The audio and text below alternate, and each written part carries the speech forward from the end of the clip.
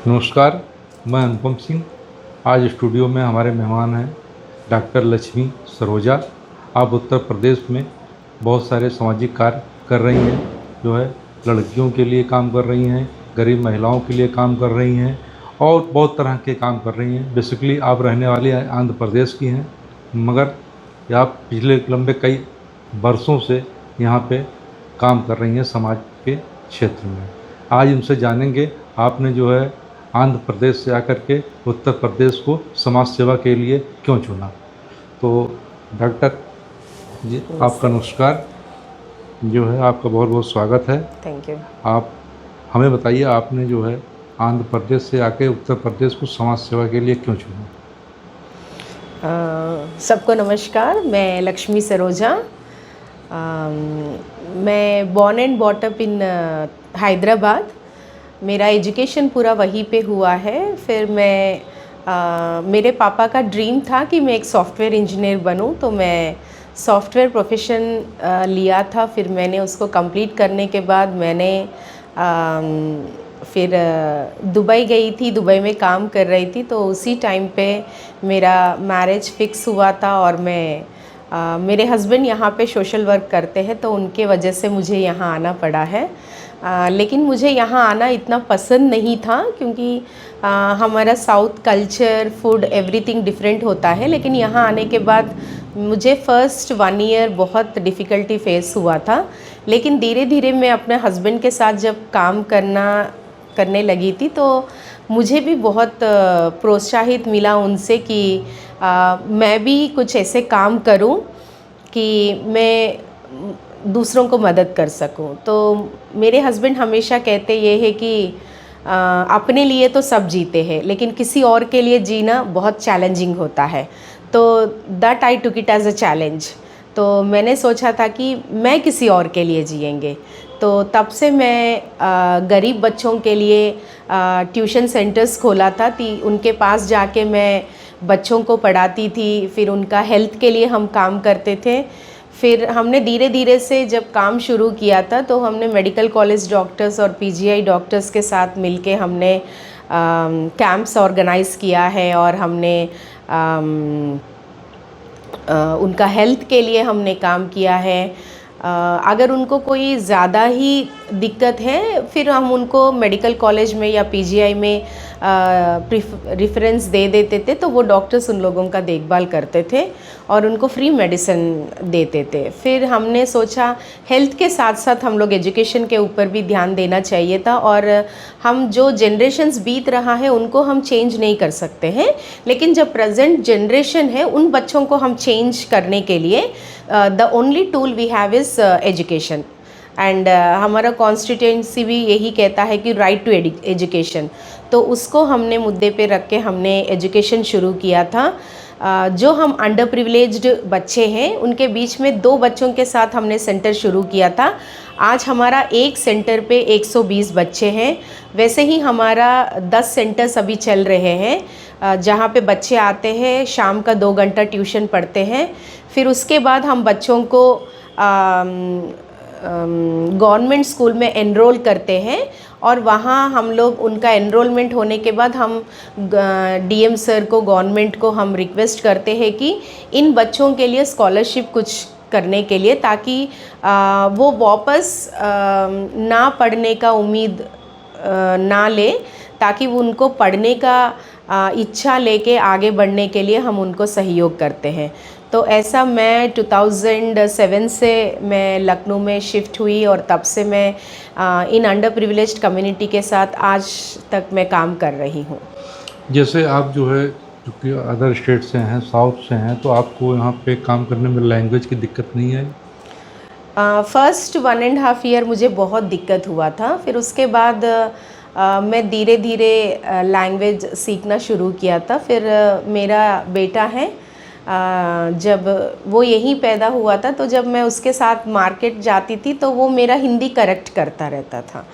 तो फिर वैसे मेरे बेटे के थ्रू मैंने हिंदी अच्छी तरह से सीखा है। और हम डिफरेंट विलेजेस जाते हैं और लोगों से मिलते हैं, तो उन लोगों से सीखने का मौका मुझे मिला है।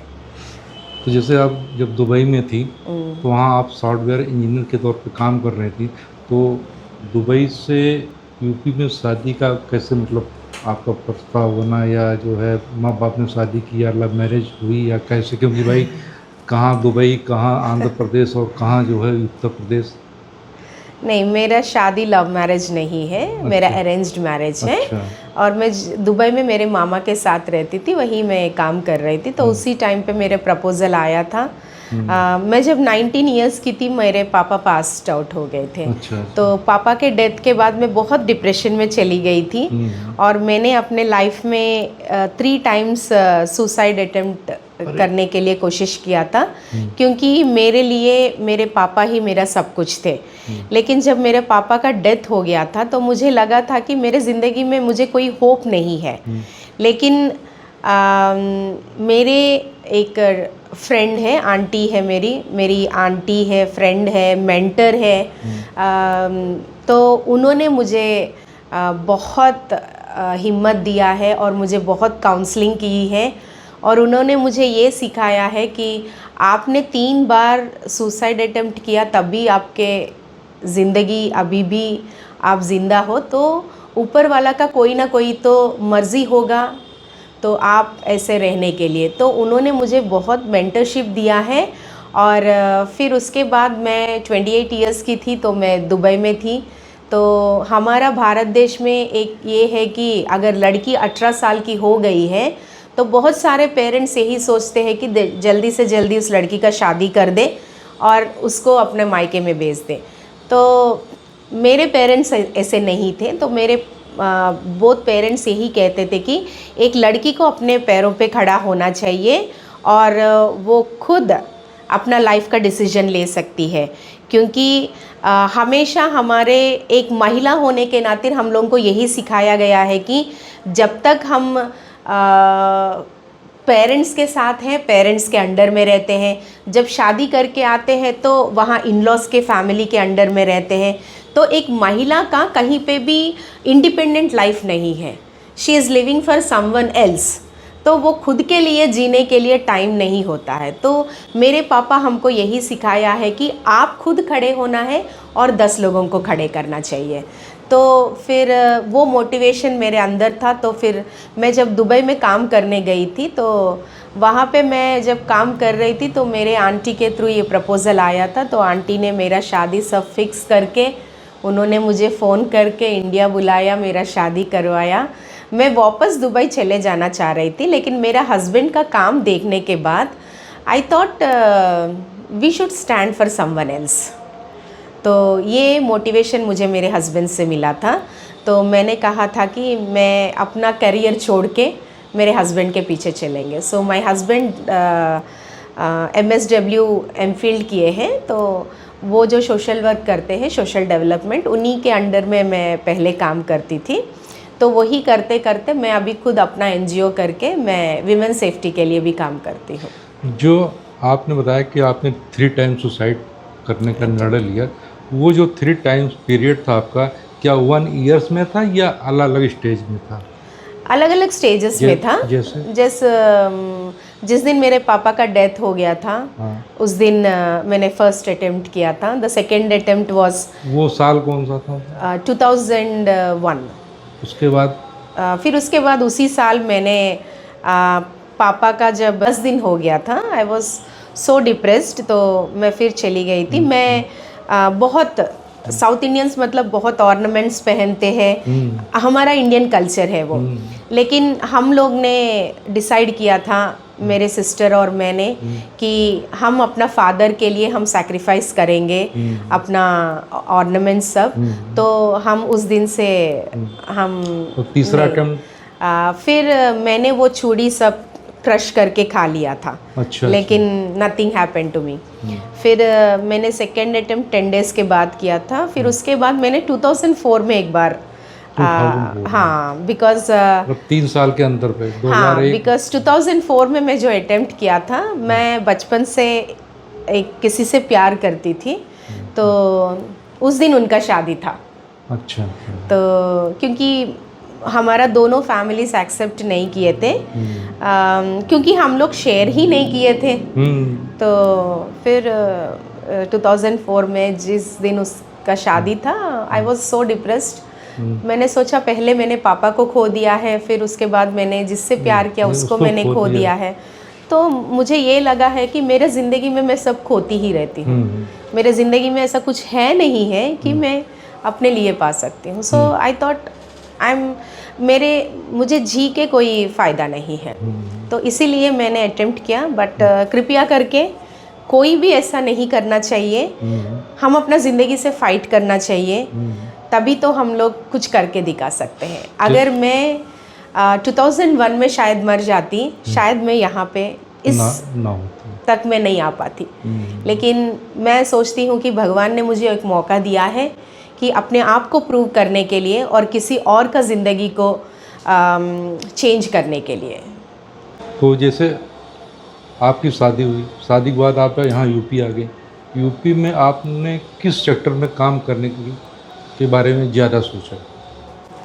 मैं जब यूपी आई थी, मेरे हस्बैंड एजुकेशन के लिए काम करते थे, तो मैं उसी सेक्टर पे पहले काम करना चाह रही थी।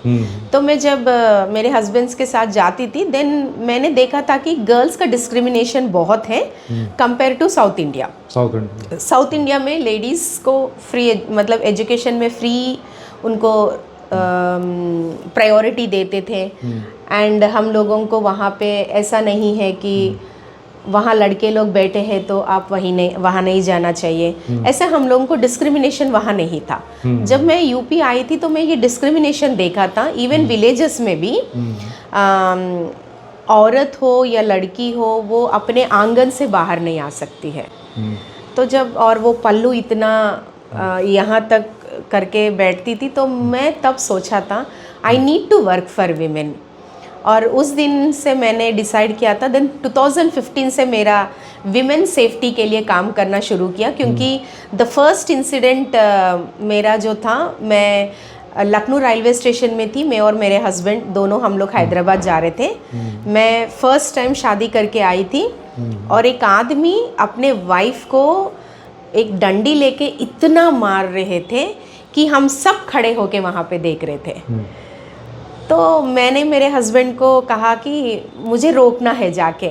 मेरे हस्बैंड ने कहा कि नहीं, वाइफ एंड हस्बैंड के बीच में नहीं जाना चाहिए, वो आपस में फिर मिल जाते हैं। जब हम लोग सामान सब रख के फिर बाहर वापस आए और वो दोनों बैठ के खाना खा रहे थे, तो देन आई डिसाइडेड, एक विमेन जो है अपने हस्बैंड से मार भी खाती है, अपने हस्बैंड से प्यार भी खाती है। तो हम उनको ये समझाना है कि औरत उनको मारने की चीज़ नहीं है, प्यार करने की चीज़ है। भगवान ने दोनों को एक साथ बनाया है, एक रूप दोनों को दिया है, तो वो दोनों एक होके रहना चाहिए।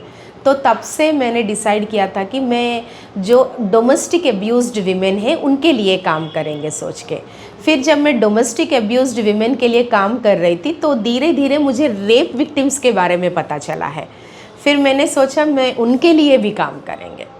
तो 2018 और 19 में योगी जी ने कवच प्रोग्राम करके शुरू किया था। Kavach programme that is women safety के लिए।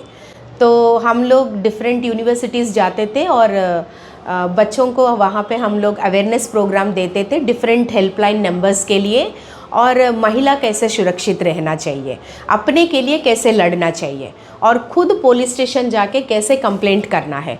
क्योंकि आज भी कुछ ऐसे महिला है वो घर से निकल के बाहर नहीं आती है, थाने के तो दूर की बात है। तो अच्छा, ये बताइए कि योगी जी ने ऑपरेशन मजनू जो अभियान शुरू किया था वो कितना सफल रहा? क्योंकि वो ऑपरेशन मजनू बेसिकली इसीलिए था कि हर थाने में महिला थाना खुलेगा, जो महिलाओं की सुरक्षा होगी। ऑपरेशन मजनू के तहत पिंक बूथ बनाए गए उत्तर प्रदेश में, जगह जगह हर चौराहे पे पिंक बूथ बनाए गए। पिंक स्कूटियाँ जो है महिला पुलिस को दी गई, वो कितना सफल रहा? उसमें भी एनजीओ का काफ़ी अच्छा रोल रहा। 2018 में जब हम कवच प्रोग्राम कर रहे थे, तो हमारा पहला उस टाइम पे पुलिस लोगों के साथ फ्रेंडशिप करवाना था स्कूल्स में। तो हम लोग पुलिस को लेके जाते थे, तब भी बच्चे सब डरे हुए रहते थे। तब उस टाइम पे जो डीएम सर थे उनसे हमने सब एनजीओज़ के साथ बात किया था। तो हमने सर को ये बताए थे सब एनजीओज़ वाले कि हम लोग कुछ महिला लोगों को रखना चाहिए, जो महिला लोग उनसे बात करने के लिए। तब तक बहुत सारे आईपीएस आईएएस लेडीज़ थे, लेकिन मतलब छोटी पोजीशंस में नहीं थे, जैसे कांस्टेबल हो या कुछ ऐसा। तो फिर ये सर ने बात किया था। फिर उस टाइम पे ये पिंक पुलिस मिशन शक्ति के दौरान ये पिंक शक्ति लॉन्च किया गया था। तो फिर उसी के दौरान एवरी स्कूल्स के पास छोटे छोटे थाने खोले गए हैं, ताकि स्कूल्स के बच्चे को दिक्कत ना हो या ऑफिस में करने वाले लेडीज़ को दिक्कत ना होने के लिए। और ये वाला मैं सोचती हूँ कि मिशन शक्ति एक सक्सेस प्रोग्राम है, क्योंकि आज भी हम पेट्रोल डालने जाते हैं, we have a separate line. हम लोग जेंट्स के साथ खड़े होने की ज़रूरी नहीं है। वो पिंक पंप लगा हुआ है, सीधा हम लोग वहाँ पे जाके हम लोग पेट्रोल ले सकते हैं। और आप कोई भी थाना जाइए, वहाँ पे लेडी कांस्टेबल रहेगी, लेडी एसआई रहेगी, तो आप बिना डर के जा सकते हो, क्योंकि आपके लिए कोई महिला वहाँ पे बैठी है आपको सपोर्ट करने के लिए। इवन आप कंप्लेंट करना भी नहीं आता है तो वो लोग आपको मदद करेंगे कैसे करना है। अच्छा, महिलाओं की सुरक्षा के संदर्भ में आप काम कर रही हैं, तो आपका जो कार्य क्षेत्र है वो बेसिकली लखनऊ है या पूरा ऑल यूपी है? मेरा ओवरऑल यूपी है। मेरा एनजीओ जो है ऑल ओवर इंडिया है। अच्छा, ऑल ओवर। तो ऑल ओवर इंडिया में मैं ओवरऑल डायरेक्टर हूँ। तो मेरा जो वॉलंटियर्स हैं वो लोग डिफरेंट डिस्ट्रिक्ट्स में और डिफरेंट स्टेट्स में भी काम कर रहे हैं। हम लोग वेस्ट बंगाल में कर रहे हैं, उड़ीसा में कर रहे हैं, देन महाराष्ट्र में कर रहे हैं, एमपी में कर रहे हैं, बिहार में है, देन झारखंड में है। तो हम लोग डिफरेंट प्लेसेस विजिट करते हैं। आपने इतने सारे स्टेटों के बारे में बात किया, तभी आपने रेप के बारे में बात किया, तो सबसे अधिक जो है किस स्टेट में जो है रेप की घटनाएं ज़्यादा बढ़ रही? जैसे आपने बताया पश्चिम बंगाल, यूपी, पश्चिम बंगाल तो और यूपी में। मैं स्टेट वाइज नहीं कहेंगे, लेकिन compare to south India, north India में बहुत विक्टिम्स हैं।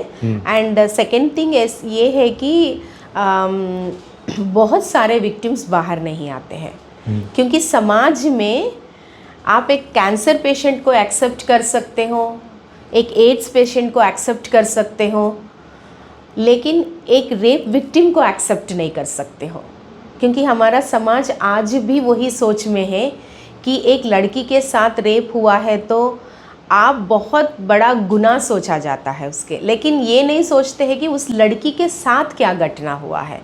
तो हम एक्यूज्ड को तो भूल जाते हैं, और कहीं पे भी रेप हुआ मतलब वहाँ पे विक्टिम ही विक्टिम बनती है, लेकिन एक्यूज्ड का वहाँ कुछ नहीं होता है। जैसे आपने बताया ना, नॉर्थ इंडिया के स्टेटों में जो है रेप की घटनाएं ज़्यादा है, तो इसकी वजह क्या रही? क्योंकि आप लोग भाई गांव-गांव जाते हैं, संपर्क करते होंगे। क्योंकि लैक ऑफ एजुकेशन। अच्छा। मेन हम एजुकेट नहीं करते हैं, एंड खास करके हम अपने लड़कों को एजुकेट करना बहुत ज़रूरी है, क्योंकि अगर एक फादर अपना मदर को रिस्पेक्ट नहीं कर रहा है तो वही आपका बेटा वहाँ से सीख रहा है। तो हम उनको ये एजुकेट करना चाहिए कि मदर हो, सिस्टर हो, भाभी हो, कोई भी हो, वो मतलब वो भी खुल के बात कर सकती है। लेकिन हमारा समाज यही सिखाता है कि महिला को शांत रहना चाहिए और पुरुष को बोलना चाहिए, लेकिन सही हो गलत हो हर किसी को बोलना चाहिए। और एक महिला अपने लिए जब तक वो स्टैंड नहीं ले सकती है, किसी और के लिए वो खड़ी नहीं हो सकती। कोई ऐसी एक घटना याद है जो महिला, किसी महिला पीड़ित ने आपसे मुलाकात की या आपने उनसे मिली, उसके बाद उसकी आपने क्या मदद की, क्या हेल्प की, या उसका रिजल्ट क्या आया? कोई एक घटना इस टाइप की? मेरे पास बहुत सारे घटनाएं हैं, लेकिन मेरा फर्स्ट केस जो है 2018 में मैं एक स्कूल में काउंसलिंग करने गई थी। तो वहाँ पे उस लड़की ने मेरे से कांटेक्ट नहीं किया था, मैं आ जाने के बाद 1 मंथ के बाद उस लड़की ने प्रिंसिपल से शेयर किया, तो प्रिंसिपल ने मुझे फ़ोन किया था। तो फिर मैंने उस लड़की से बात करने के लिए स्कूल गया था, तो वो लड़की वहाँ पे आई, तो मैंने उस लड़की से बात किया था, तो मुझे पता चला है कि 16 साल से उसका पापा उसको रेप कर रहे थे। अच्छा। हाँ, तो वो लड़की चुप थी। तो वो लड़की किस संप्रदाय से थी? संप्रदाय में वो एक्चुअली थे बिहार के, लेकिन उनके पापा यहाँ पे कौन ये कंस्ट्रक्शन वर्क में काम करते थे, और मदर हाउसवाइफ थे। उनका 2 बहन है और 2 भाई है। तो ये बड़ी थी घर पे, तो इसके साथ अन्याय हो रहा था, लेकिन वो लड़की खुल के आई नहीं थी बाहर, क्योंकि पूरा फैमिली उसका पापा का सपोर्ट में थे।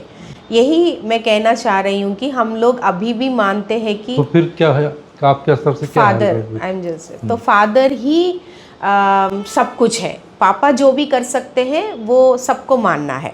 तो ऐसा ही ये लड़की भी चुप बैठी थी। लेकिन उसी घटना जब उसकी बहन के साथ हुआ था, तब उसको लगा था कि मुझे अभी खुल के बाहर आना चाहिए। फिर उसने मुझे पर्सनली कांटेक्ट किया था। फिर हमने पुलिस डिपार्टमेंट को, 181 डिपार्टमेंट को और 1098 डिपार्टमेंट को, चाइल्ड हेल्पलाइन, हम लोग सब मिलके लड़की से बात करने के लिए गए थे। तो पहले हमने लड़की को मंदिर में बुलाया, मंदिर में बैठ के हमने पूरा लड़की से बात किया था, और हमने पूरा स्केच बनाया कि कैसे उस लड़की को रेस्क्यू करके उसके फादर को हम अरेस्ट कर सकते हैं। लेकिन जब तक हम लड़की को रेस्क्यू किए थे, तब तक उसका पापा को पता चल गया, तो वो कहीं भाग गया था। तो फिर उसका मम्मी को और उसका भाई को, बड़े वाले भाई को अरेस्ट किया था, उनको जेल में रखा था, और ये दोनों लड़की को 181 डिपार्टमेंट में शेल्टर होम में रखा गया था 1 वीक तक। जब वो लड़की 18 ईयर्स ऑलरेडी थी, तो वो लड़की इंडिपेंडेंट है, वो कहीं पे भी जाके रह सकती है। तो फिर उसको हमने शेल्टर दिया था थोड़े दिन वहीं पे। फिर वो लड़की ने अपना ग्रेजुएशन कंप्लीट किया था, तो हमने उनको एयरपोर्ट में सर्विस में लगाए थे ताकि वो काम कर सके। तो वो थोड़े दिन वहाँ पे की थी, लेकिन बहुत सारे लोग जब लड़की के बारे में पता किया, उनका इंसिडेंट के बारे में, तो बहुत सारे बातें करने लगी, तो वो लड़की वहाँ कंफर्टेबल नहीं थी। ये लखनऊ की घटना है? लखनऊ की घटना है, यही इंदिरा नगर की ही घटना है। अच्छा अच्छा। तो फिर उसके बाद वो लड़की मेरे से बात की थी, और वो मुझे उस दिन से मम्मी मानती है और मुझे मम्मी बुलाती है। ये तो रही महिला सुरक्षा की बात। महिला सुरक्षा, महिला रक्षा के अलावा आप और कौन से सेक्टर में काम कर रही हैं? मैं ट्रामा काउंसलर हूँ, तो मैं ट्रामा काउंसलिंग करती हूँ, डिफरेंट शेल्टर होम्स विज़िट करती हूँ, और अभी डीएम सर के थ्रू मैंने डिफरेंट प्रिजन्स विज़िट करना शुरू किया है। क्योंकि प्रिजन में जितने लोग हैं, शायद वो लोग अपना ज़िंदगी को बदलना चाह रहे हैं, तो उनको एक मौका देने के लिए हम ट्रामा हीलिंग करते हैं। तो उसमें हमारा म्यूज़िक थेरेपी होता है, सिंगिंग थेरेपी होता है, आर्ट थेरेपी होता है, डिफरेंट सेक्टर्स। मैंने एक इंटरनेशनल ट्रामा हीलिंग का काउंसलिंग किया है मैंने, तो उसी दौरान हम लोग ये काउंसलिंग सेशंस लेते हैं। देन अदर देन दैट हम लोग जो एजुकेशन के लिए काम करते हैं, ट्यूशन सेंटर्स चलाते हैं, और उसी जगह पे हम लोग लेडीज़ के लिए सेल्फ स्किल डेवलपमेंट का प्रोग्राम्स करते हैं। Bank of Baroda, ICICI bank और एक्सिस बैंक, इन लोगों के साथ मिलके हम लोग स्किल ट्रेनिंग प्रोग्राम्स उनको सिखा के, फिर जैसे यहाँ पे आप लोग जानते हो सपेरा वाले सांप लेके घूमते हैं, तो उनके बीच में हम लोग ज़्यादा काम करते हैं। जैसे सांपों को पकड़ना तो अपराध है? अपराध है, लेकिन उनका लाइवलीहुड है नहीं है कुछ, क्योंकि उनको कोई मौका ही नहीं है, ना वो पढ़ सकते हैं, ना काम कर सकते हैं, ना समाज में उनका कोई पहचान नहीं है। तो उनको पहचान दिलाने के लिए हमने बहुत कोशिश किया है, और उन लोगों के लिए हमने मेहनत किया है। तो सपेरों के लिए क्या किया, किस टाइप में किया? तो उस टाइम पे कौशल राज सर थे, डीएम सर, तो सर के तहत हमने सपेरा बस्ती को वो आंधी में और तूफान में डिस्ट्रॉय हो गया था, तो उनको परमानेंट पक्का हाउस सर ने गवर्नमेंट से मदद से बनवाए थे। तो हमने उनको वहाँ से शिफ्ट करने के बाद वहाँ पे हमने उनको ये समझाया था, आपको घर मिला है तो अभी आप लोग अपना काम करने के लिए मेहनत करना है। तो ये लोग सांप लेके जाते हैं भीख मांगने के लिए, या दे यूज़ फॉर एनीथिंग। तो उनके पास जो सांप रहता है वो हार्मफुल नहीं होता है, क्योंकि वो लोग उसका सब जहर सब निकाल के वो लोग जिस लेके जाते हैं। तो उन बच्चों को हमने सोचा था कि हम लोग उनके लिए कुछ करना चाहिए। तो जैसे सांप है, उसका भोजन जो है कीट पतंगे कीड़े मकोड़े हैं, जब उसको आप एक टोकरी में बंद कर देंगे उस सांप को, तो उसको आप भोजन कुछ दे ही नहीं रहे हैं, तो एक महीने में 15 दिन में वो सांप कमज़ोर हो जाएगा। वो कभी कभी वो जब आते सपेरे आते हैं तो यूँ फन मारते हैं, तब वो जाके नींद से जागता है इसलिए क्योंकि वो कमज़ोर हो चुका रहता है। तो फिर उसको कैसे फिर ये लोग भोजन वगैरह कैसे कहाँ से मिलता है फिर उसे? एक्चुअली उनका लाइफस्टाइल बहुत अलग है, आप लोग खुद जाके देखना चाहिए था, और उनके ज़िंदगी पे आप एक स्टोरी बनाइए ताकि आप लोगों को पता चले कि उनका लाइफ कैसा है। क्योंकि मैं पिछले 12 साल से मैं उनके बीच में काम कर रही हूँ, तो मैं बहुत क्लोजली उनको जानती हूँ, उनका खाने का, पीने का, रहने का, उनका वे ऑफ ड्रेसिंग, ये सब मैं उनके जानती हूँ। तो क्योंकि मैं एवरी वीक विज़िट करती हूँ ट्यूशन सेंटर बच्चों को, वैसा पीजीआई के आसपास में 5-6 विलेजेस है सपेरा लोगों का।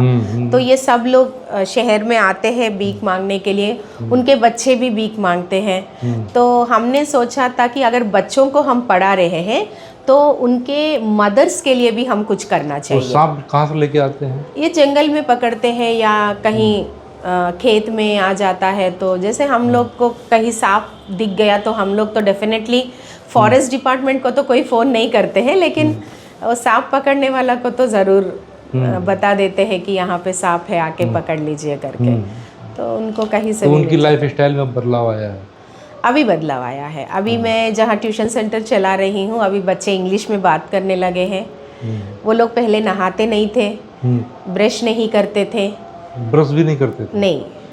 और वो लोग महीने में एक बार नहाते थे। क्यों? ऐसा क्यों? उनको कोई सिखाया नहीं है। अच्छा। क्योंकि ये लोग बॉर्न इन फॉरेस्ट, वो लोग का लाइफस्टाइल ही फॉरेस्ट के अंदर था।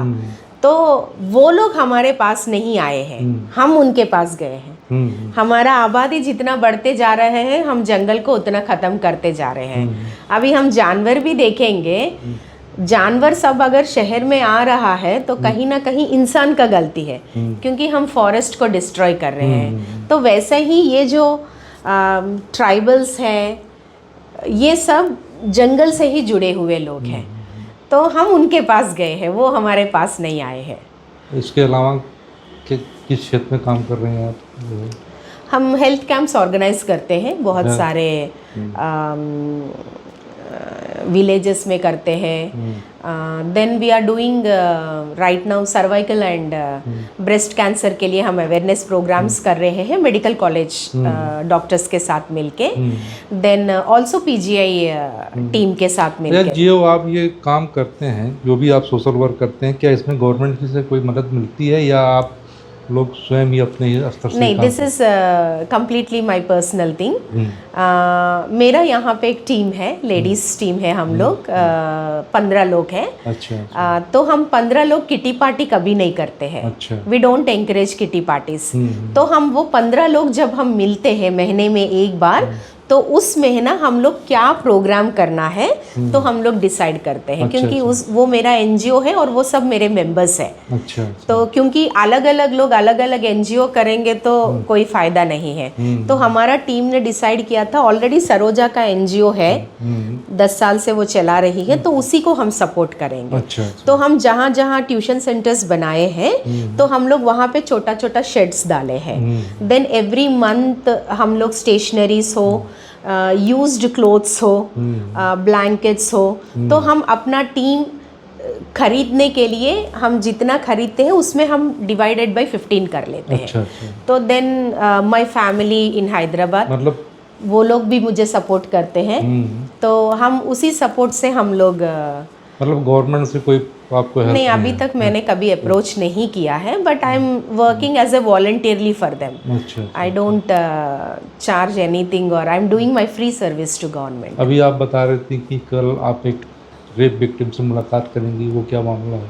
हाँ, एक लड़की से अभी मेरा रिसेंटली किसी ने मुझे अप्रोच किया था, उस लड़की ने फिर मुझे फ़ोन किया था एंड मैं ज़्यादा डिटेल नहीं बताना चाह रही हूँ लड़की के लिए, लेकिन उस लड़की को 5 साल से एक जाना पहचाना आदमी सेक्सुअली अब्यूज़ कर रहा है और उस लड़की का पूरा फैमिली उसको सपोर्ट कर रहा है। तो ये लड़की घर छोड़ के निकल गई थी और अपना काम कर रही है कहीं पे। तो फिर रिसेंटली पता चला है कि she is in 4th stage cancer, brain cancer. तो उनको लगा है कि मैं मरने से पहले मैं अपने आप के लिए लड़ना चाह रही हूँ, जो मेरे साथ गलत हुआ है वो किसी और के साथ नहीं होना चाहिए। तो वो खुल के आ रही है। इतने साल 6 साल से वो चुप बैठी थी, लेकिन अभी she want to stand for herself. तो कल मैं उनसे मुलाकात करेंगे और फिर उसके बाद हम 181 डिपार्टमेंट के साथ और हम 1090 मैम के साथ मिलके फिर हम लोग आगे की प्रोसीजर क्या करना है, कैसे उनको अरेस्ट करना है, और ये सब हम कल प्लानिंग होगा हमारा। एक जानकारी आपके बारे में मिली है कि आप मानव तस्करी पे भी काम करती हैं। जी। अभी तक कितने महिलाओं या कितने मानव को आपने जो है, कितनी लड़कियों को आपने मुक्त कराया होगा? इसमें लड़कियां ही नहीं हैं, लड़के भी हैं। लड़के भी हैं। जैसे झारखंड से कुछ बच्चे आए थे, 10 साल के बच्चे, क्योंकि मैं प्रिजन जाती हूँ, प्रिजन में हम काम करने जाते हैं, तो वहाँ पे मुझे 8-8 साल के बच्चे मिले थे, 10 बच्चे। अच्छा। तो मैंने बात जब करने लगी थी, मैंने पूछा आप कहाँ के हो?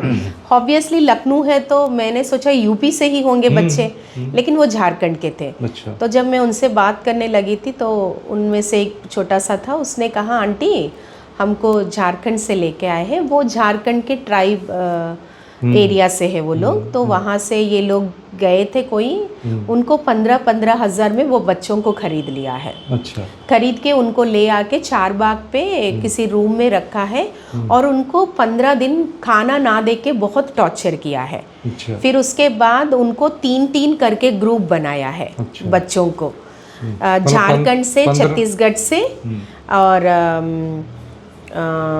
वेस्ट बंगाल से, ये तीनों जगह से बच्चे लेके आए हैं और इनको 3-3 करके ग्रुप्स बना के ये लोग जो ओपन मार्केट्स होता है, बुध मार्केट हो गया, मंगल मार्केट हो गया, अमीनाबाद हो गया, इस मार्केट में इन बच्चों को छोड़ देते हैं और बोलते हैं कि जब लेडीज़ बहुत बिजी शॉपिंग करते रहते हैं, उनका बैग चोरी करने के लिए, उनका मोबाइल चोरी करने के लिए, तो एक बच्चा जाएगा वो लेडी को डिस्टर्ब करने के लिए, बातों में लगाने के लिए।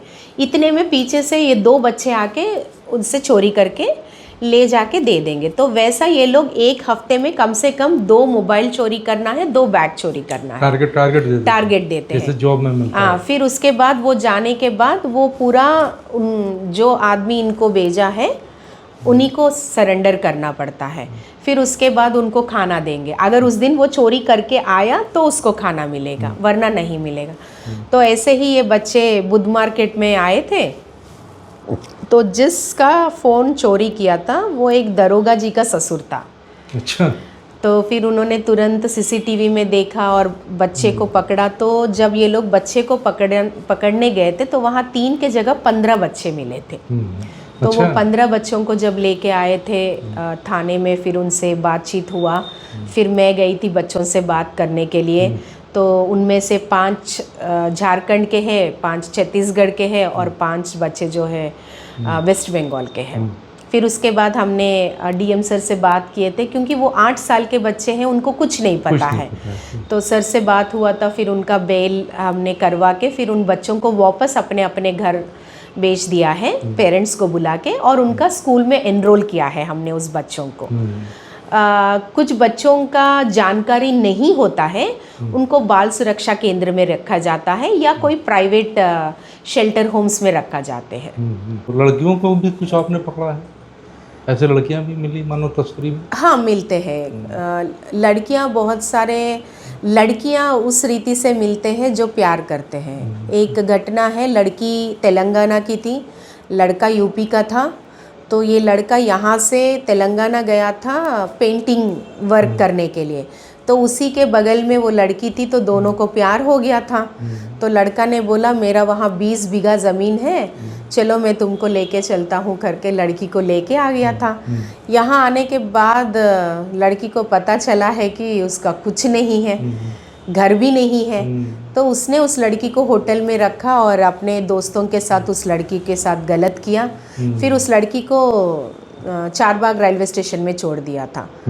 फिर उसके बाद जब वहाँ का पुलिस उनको पकड़ा था, बातचीत किया था, वो लड़की को हिंदी बोलना भी नहीं आ रहा था।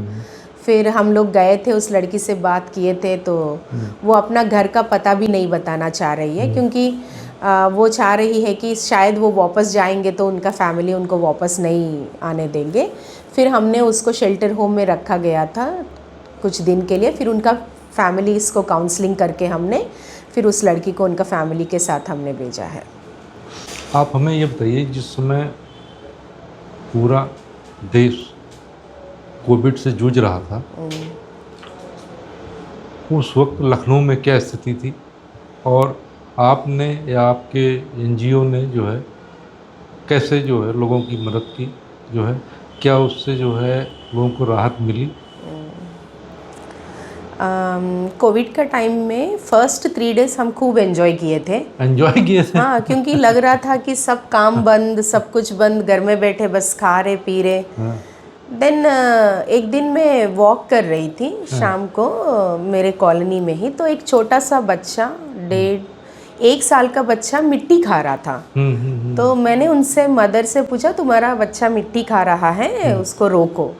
तो उसके माँ ने कहा अरे मैडम जी, कम से कम वो मिट्टी खा के 2 दिन बच जाएगा।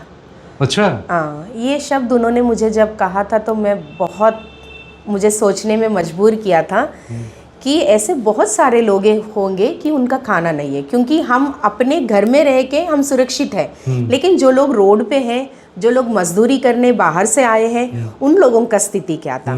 तो जिस कॉलोनी में मैं रहती हूँ, मैं छोटा बरवारा में रहती हूँ, तो वहाँ पे उस टाइम पे कंस्ट्रक्शंस बहुत हो रहे थे। तो वहाँ पे छत्तीसगढ़ से बहुत सारे माइग्रेंट्स आए थे कंस्ट्रक्शन के लिए। तो वहाँ पे एक थे हमारे जानने वाले फ्रेंड है पांडे करके, तो वो सर उनका लेबर सबको लेके वो परेशान थे, क्योंकि उनके पास हंड्रेड्स ऑफ लेबर था। तो एक दिन कोई कॉमन फ्रेंड्स के साथ मेरे से बात हुआ था और मुझे कहा सरोजा मैम ऐसा ऐसा सिचुएशन है, हम इनको क्या करेंगे। तो हम लोग एक कम्युनिटी किचन चलाए थे एक पेड़ के नीचे। एक दिन आलू पूड़ी बनता था, एक दिन चावल और दाल बनता था। सिर्फ एक वक्त का खाना हम देते थे, हम ही लोग खुद खाना बनाते थे। मेरे फ्रेंड्स, हम रोटी बेलते थे, मैं चावल बनाती थी। तो हम लोग एक टीम बने थे, तो हम लोग एवरी डे हम थाउजेंड्स ऑफ पीपल को खाना खिलाए थे। फिर उसके बाद हमने सोचा था कि ये सपेरा वाले हैं, कुछ अंडर स्लम्स वाले हैं जो काम करने नहीं जा रहे थे। तो हमने डॉक्टर्स टीम्स के साथ बात किया था। फिर हमने अपने एक एडवोकेट्स टीम है उनसे बात किया था। हमने कहा था कि आप किसी फैमिली को मदद कर सकते हो। तो एक दिन हमने ऐसा सोचा भी नहीं था कि डॉक्टर्स लोग मुझे फ़ोन किए थे कि सरोजा मैम आज हम उस गांव चलेंगे खाना बांटने के लिए राशन। तो हम जब वहाँ पे पहुँचे थे, 2 बड़ा बड़ा ट्रक्स लेके आए थे KGMU डॉक्टर्स। अच्छा। और हम लोगों के पास टाइम नहीं था कि सबको अलग अलग पैकेट बनाने के लिए। तो हमने बहुत बड़ी बड़ी दरी ग्राउंड में बिछा दिए थे, एक में चावल, एक में आटा, एक में दाल, सब कर दिए हैं। और सबको कहा अपना अपना बर्तन लेके आओ, और हम बर्तन के साथ नाप के उन लोगों को 1-1 महीने का राशन दे दिया था। फिर उसके बाद हमने DM सर से बात किया था। तो DM सर ने बहुत सारे लोगों के पास उस टाइम पे ना राशन कार्ड था, ना आधार कार्ड था, कुछ नहीं था, लेकिन सर की हेल्प से हमने राशन कार्ड बनवाया है और उनको राशन मिलने का सुविधा किया। क्या उस दौरान कोई ऐसी फैमिली आपको मिली जो बहुत रिच हो और उसके पास भोजन ना हो?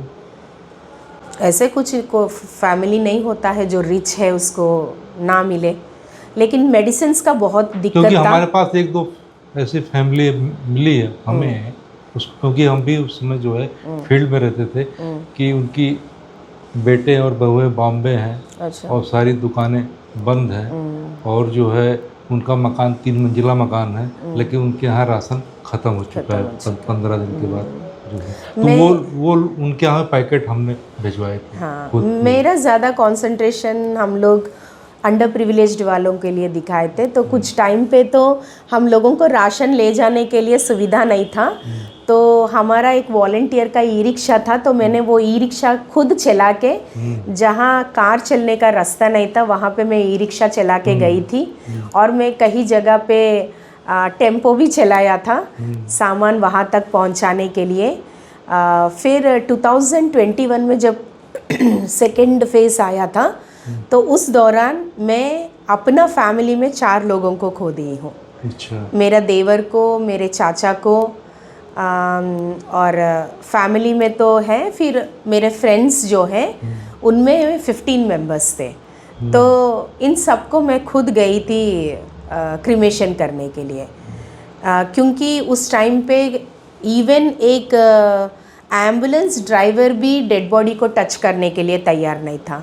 तो मेरा बेटा उस टाइम पे 10 इयर्स का था, 10-12 इयर्स का होगा उस टाइम पे। तो मैं मेरे बेटे के साथ जाती थी स्कूटी पे हम दोनों जाते थे क्रिमेशन करने के लिए। तो हम लोग जाते थे, उनको करके आ जाते थे। तो हमने फिर, मेरा बेटा बहुत स्ट्रॉन्ग और उसी दौरान मुझे कोविड हो गया था, लेकिन मेरा इतना सिम्टम्स ज़्यादा नहीं था, मैं ठीक थी, लेकिन मैं अपना देवर को खो चुकी हूँ। अच्छा, क्या कुछ सामाजिक संस्थाओं ने उस समय एक प्रॉब्लम आई थी कोविड के दौरान कि स्ट्रीट डॉग और जो है जो आवारा पशु हैं इनके पास भी भोजन की व्यवस्था नहीं थी, क्या उस समय भी कुछ संस्थाओं ने मदद की थी उनकी? हाँ, जब आदमी के पास खाना नहीं है तो जानवर के पास तो होगा ही नहीं है शहरों में। एंड सेकेंड थिंग, कोविड में मैंने इतना देखा है कि जितने लोग गुड हार्टेड है उतना ही सेल्फिश लोग भी थे। मैंने कुछ लोगों से अप्रोच किया था कि इन लोगों को मदद करने के लिए, लेकिन कुछ लोग बिल्कुल रिस्पॉन्ड नहीं किए थे। लेकिन मैं उनका बुरा नहीं करना चाहूँगी या उनका कुछ नहीं, लेकिन वो उनका सेल्फ इश्यूज़ है जो वो लोग नहीं मदद करना चाह रहे थे। लेकिन बाकी जिनको हम मदद करना था हमने मदद किया था ग्रॉसरी के रूप से। वैसे ही हम लोग सैनिटरी नैपकिन्स हो और मेडिसिन्स हो, KGMU के डॉक्टर्स ने हमको बहुत मेडिकल प्रोविज़न दिया है उन तक हमको मेडिसिन्स पहुंचाने के लिए। तो डॉक्टर सुरेश बाबू करके पैथोलॉजी डिपार्टमेंट का HOD है सर ने ओवर फोन सब लोगों को कोविड का मेडिसिन देते थे और उनको कैसा रहना चाहिए, कैसा क्या करना चाहिए। तो सर थाउजेंड्स ऑफ पेशेंट्स को सर ने ओवर द फोन सर ने ट्रीट किया था। मैं जितना फ़ोन करती थी सर उतना उन लोगों को रिस्पॉन्ड करते थे। तो sir was so helpful to us, sir का टीम भी। तो आज भी सर हमारे साथ हैं, हम लोगों को मदद करते हैं। अभी भी विलेजेस में कुछ दिक्कत है या कुछ अभी हम लोग जैसे कैंसर अवेयरनेस प्रोग्राम्स कर रहे हैं, तो कैंसर ट्रीटमेंट्स के लिए भी KGMU में हम लोग रिफ़र करते हैं, वहाँ जाके वहाँ पे उनको ट्रीटमेंट के लिए। आपकी जो संस्था है, आपके जो NGO है, क्या आप एसिड अटैक के लोगों के बारे में मदद करना है या इसके पहले भी आपको कोई ऐसा कोई विक्टिम मिला है एसिड अटैक से? हाँ, हम फर्स्ट एसिड विक्टिम को देखे थे 2009 में इलाहाबाद में। 2 लड़के लोग शायद खेत से कुछ चुराया है करके कुछ लड़के लोग ने उनके ऊपर एसिड डाल दिया था। फिर that was my first incident. Then बाद में लक्ष्मी अग्रवाल जी को मैंने जब मिला था पहली बार, फिर उसके बाद हमने ये शिरोज़ के बारे में जाना। फिर हम लोग उनका मेडिकल और काउंसलिंग के लिए मैं वहाँ पे जाती हूँ। तो हर एक का मैं वहाँ स्टोरी जानती हूँ और पर्सनली मैं उन लोगों से एवरी वीक मिलती हूँ। मुझे कभी कॉफ़ी पीने का मन है तो मैं वही जाती हूँ उनके साथ बैठ के करने के लिए। तो रिसेंटली एक केस भी आया था, वो 16 इयर्स का गर्ल है और 60 इयर्स का बुढ़ा है। तो उसने उस लड़की को शादी करने के लिए बहुत फोर्स किया। जब वो मना की तो उसने उसके चेहरे पे एसिड डाल दिया था कि तुम मेरी ना हो सको तो किसी का ना हो करके। जब एसिड की बिक्री पे रोक है तो आप लोग आवाज़ क्यों नहीं उठाते कि ये एसिड कैसे आसानी से आम पब्लिक को मिल जाता है? एसिड पे और बोतल में पेट्रोल ना दें, इस पे बाकायदा रोक है गवर्नमेंट की तरफ से, ये कैसे आसानी से मिल देखिए, जाता है? हमारे समाज में हर चीज़ के लिए रोक है, लेकिन इंसान को रोक नहीं है। तो इंसान हर कुछ कर सकते हैं। हम जितने बार पेट्रोल बंक गए हैं, कोई ना कोई बॉटल लेके आता है, पेट्रोल भर के जाता है। नहीं, पेट्रोल तो और एक अलग चीज़ होगी, लेकिन जो एसिड है, आप लोग को एक आवाज़ उठाना चाहिए कि एसिड को जो है, पहली बार एसिड तो खुले बाज़ार में मिल ही नहीं सकता। नहीं, इसकी बिक्री इसके लिए चवी फाउंडेशन ने बहुत अप्रोच किया है सुप्रीम कोर्ट से कि एसिड को खुले में नहीं बेचना चाहिए, लेकिन आज भी कुछ ऐसा शॉप्स हैं, वो लोग अभी भी बेचते हैं चोरी छुपे। तो सामने तो हम रोक सकते हैं, लेकिन अपराध कुछ हमारा भी हो सकता पीछे है। जो हो रहा है उसको हम कुछ नहीं कर सकते हैं। तो ये थी सामाजिक कार्यकर्ता लक्ष्मी सरोजा जी, आप स्टूडियो में आए, बहुत बहुत धन्यवाद आपका। Thank you.